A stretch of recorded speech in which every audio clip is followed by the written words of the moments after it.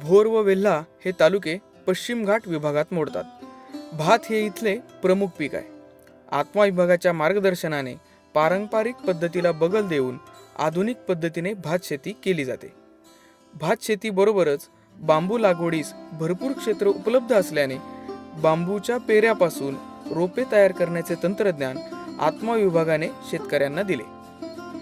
नमस्कार, मी महेश रावसाहेब धुमाळ, मुक्काम पोस्ट पसुरे, तालुका भोर, जिल्हा पुणे येथील शेतकरी. मी मागील बऱ्याच वर्षापासून पारंपरिक भात शेती करत होतो.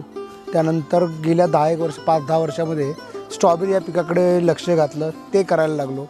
परंतु आमच्याकडे बऱ्याच मोठ्या प्रमाणात माळरान डोंगर आहेत की जे रेग्युलर शेतीकडे येत नाहीत. त्यामुळे त्याकडे काय करायचं, तिथे कुठलं पीक घेता येईल ह्या बाबतीत बरेच माहिती घेत होतो. नंतर लक्षात आलं की आमच्याकडे बांबू हे चांगल्या प्रकारचं येणारं पीक आहे, म्हणून बांबू पिकाकडे लक्ष घातलं. पण बांबूची शेती करताना काही लिमिटेशन्स पडत होते आम्हाला, की पारंपरिक पद्धतीने बांबूची लागवड करताना त्याचे कंद नेणे, लावणे ही गोष्ट फार अवघड जात होती. मग त्यामुळे ते करावं नाही करावं ह्याच्याकडे संभ्रमात असतानाच भोर तालुका कृषी खात्याच्या आत्मा विभागाशी आमचा संपर्क आला. त्यांनी आमच्या गावामध्ये ट्रेनिंग सेशन ठेवलं होतं. त्याच्यात बांबू पिकाबद्दलची माहिती, नवीन तंत्रज्ञानाची माहिती त्यांनी आम्हाला बऱ्याच मोठ्या प्रमाणात दिली. पारंपरिक पद्धतीमध्ये कंदापासनं जी बांबूची लागवड करण्यात येते त्या पद्धतीने ही तयार केलेली मातृवृक्ष आहेत. हे जे तुम्हाला दिसत आहेत, हे खुंट, हे कंद होते की जे एका शेतकऱ्याकडनं मला मिळाले होते. ते इथे लावून अतिशय सोप्या पद्धतीने मी हे मातृवृक्ष तयार केलेले आहेत, मेस आणि मानगा या दोन्ही जातींसाठीचे. आज या घडीला आपल्याकडच्या पडलेल्या पडीक जमिनी बघता आणि बांबूचं मार्केट बघता आपल्याला लागवडीचं स्केल वाढवणं खूप गरजेचं आहे. त्याच्यासाठी ह्या ज्या 2 नोडल कल्म कटिंगची मेथड आहे ती एकमेव सुटेबल मेथड ह्या जातीच्या बांबूसाठी आहे. कारण मेस या बांबूला बिया येत नाहीत, त्याची दुसऱ्या कुठल्याही पद्धतीने लागवड होत नाही. तर या पद्धतीमध्ये हळूहळू वर्षाला तुम्ही 500-1000, एखादा जर का होतकरू शेतकरी असेल तर 2 ते 2,500 रोपंसुद्धा तयार करू शकतो.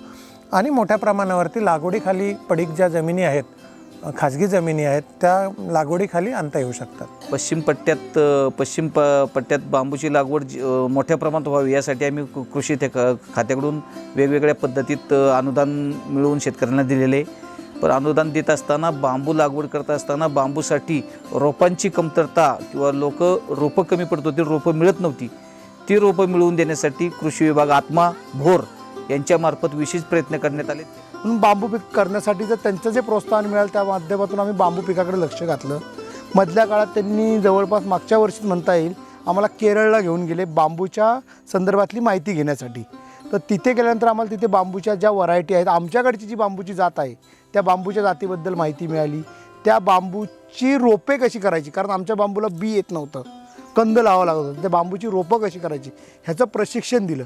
व तिथून ते प्रशिक्षण घेऊन आल्यानंतर आम्ही सगळ्यात पहिलं माझ्या शेतामध्ये मी त्याची नर्सरी तयार केली. तीही कृषी विभागाच्या आत्मा खात्याने आम्हाला फार मोठं सहकार्य केलं, अनुदान दिलं. त्या माध्यमातून मी पहिली नर्सरी तयार केली. आणि ती नर्सरी तयार केल्यानंतर आमच्याच गावातील इतर 5-6 शेतकरी ते पाहून वाजून प्रोत्साहित झाले, त्यांनीही केली. आणि आज चांगल्या प्रकारे आम्ही रोपं तयार केलेली आहेत.